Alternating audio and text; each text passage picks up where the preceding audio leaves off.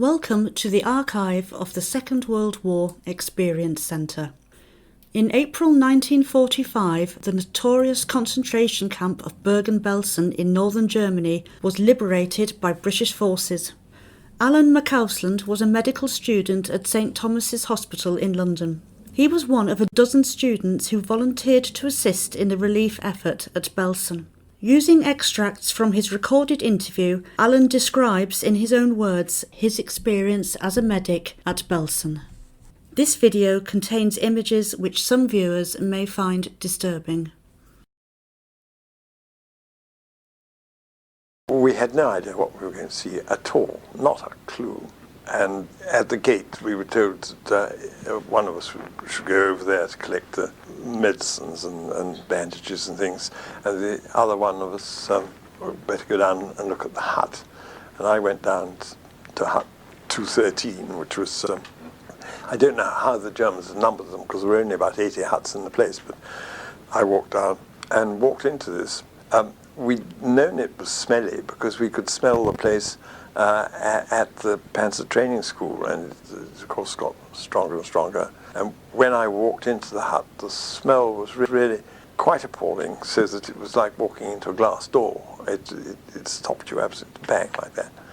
The other thing that I saw when I first walked into our hut was a woman on the floor. I think she must have been about 16, and she was emaciated and had diarrhea, and she couldn't move, and she was sort of lying there. And the instinct that one has was to try and lift her up to put her in a bunk, but of course that only hurt her, so she screamed. The inside of my hut was entirely full of three-tiered bunks in rows of three, and you could just squeeze between one or two of them, one or two of the tiers, but the whole place was crammed with these bunks. And then there was a little compartment on the right and a little compartment on the end.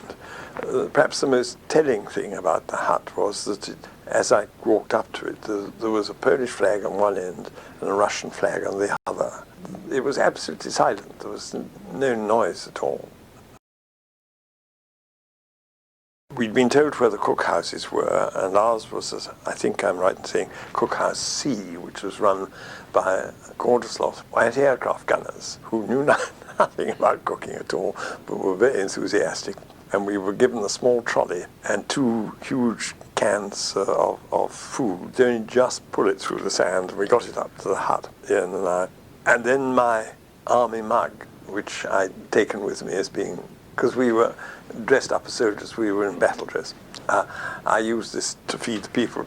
To get to the people, you had to crawl along the bottom bunks first, because the moment you fed them, they promptly had a bowel action, and the mug would feed about two people, and then I had to crawl out again and get another mug. And Ian had only got a mess tin, the little square mess tins, so rather like the ones they've got now. And he was using that to feed other people. And we got through as many people as we could. We gave something to practically everybody, I think.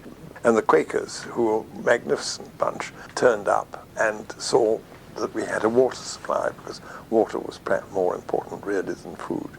They were the only other people we ever saw go into the huts. And we were there feeding and treating, doing dressings for about 10 days, and death rate dropped from 13 a day to 0 after about 6 days. So we were doing something right. And then there was a disaster. They brought some stuff called protein hydrolysate, which was concentrated protein, and was supposed to benefit the body so that it didn't have to break down musculature, and it provided protein for muscles. It was revolting. I mean, really filthy stuff. And the only way you could get it into patients was to pass a stomach tube. We did a lot of that at the hospital, so we were good at that, and then pour the protein in. But in fact, within 2 days of giving protein, the death rate jumped from 0 to about 6 or 7 a day. Because of the protein hydrolysate, it was lethal stuff, or we thought it was. And we refused to give any more, and the death rate went straight down again.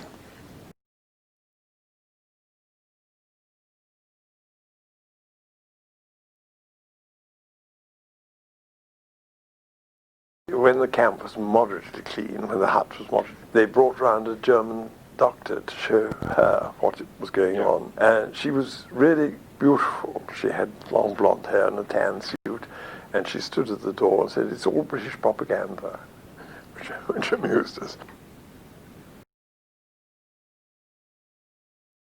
The American Field Service Unit, that's an ambulance unit, was moving the people in the huts who couldn't walk to other accommodation in the Panzer Training School. And we remained in our hut seeing the patients out.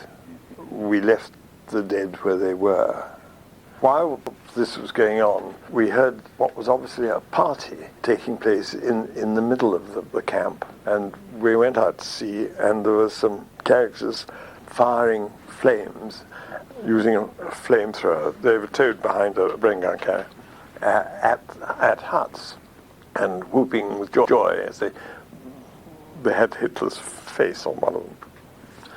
And we were very worried about this because they were working round towards our hut, and we didn't think they knew we were in it. And I remember Ian jumping up and down and shouting, "Go away, you silly buggers, we're still here." And then we ran from it. We thought they didn't pay any attention. And the place was burnt.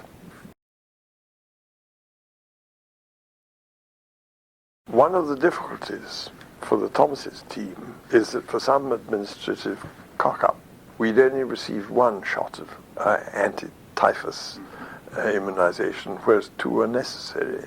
And therefore, my partner, Ian, collapsed with typhus on his way back from the roundhouse to our mess. And I found him lying in a huddle in the dust with all the internees walking round him. I got him down to the German Army Hospital, which was the British Army Hospital. And he was in there for several months, and it severely damaged his lung. We don't know how many of us died. There's a great deal of argument about that, because they're not entirely sure as how many people went. It's said to be 97. I think the authorities must have got very worried, because all of us were falling ill from various things. Diarrhea was the main thing. I mean, it really was a shattering diarrhea when you got it. You just sat there, unable to move off the loo. And quite a lot of us got typhus and pneumonias. Out of 73, there was a questionnaire carried out. 73 people who answered it, I think all had illness of some sort. The morbidity rather than the mortality rate was very high. And I think they thought they'd better withdraw us.